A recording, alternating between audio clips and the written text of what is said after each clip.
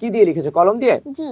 আচ্ছা ঠিক আছে দর্শক, এই যে সুন্দর যে কোরআন শরীফের পাতাটা আপনারা দেখতে পাচ্ছেন, এটা কিন্তু সাফা নিজ হাতে লিখেছে কলম দিয়ে। দর্শক, সে কোরআন তেলাওয়াতের পাশাপাশি খুব সুন্দর করে হাতে কোরআন শরীফ লিখতে পারে এবং তার লেখা একটা কোরআন শরীফ কিন্তু তার সামনে আছে।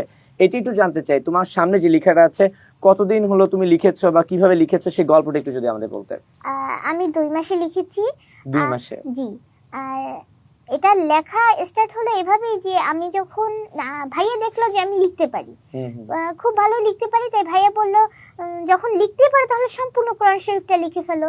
যেহেতু কোরআন শরীফ আল্লাহর কালাম, তাই আমারও অনেক ভালো লাগে, তো আমি বললাম হ্যাঁ লেখা যায়।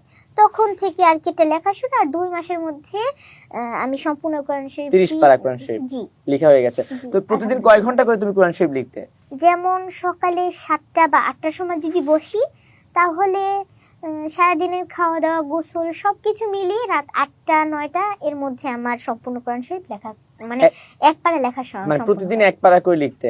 তো সেই ক্ষেত্রে তোমার ধরো 30 পারা লিখতে হয়তো 30 দিন সময় লাগতো, কিন্তু যেহেতু তুমি স্কুলে যাও একটু এদিক সেদিক হতো। আমি একটা পৃষ্ঠা একটু দর্শকদেরকে দেখাতে, আমাকে একটু দিবে? দেখাই। এটা কি দিয়ে লিখেছো, কলম দিয়ে? জি। আচ্ছা ঠিক আছে দর্শক, এই যে সুন্দর যে কোরআন শরীফের পাতাটা আপনারা দেখতে পাচ্ছেন, এটা কিন্তু সাফা নিজ হাতে লিখেছে কলম দিয়ে।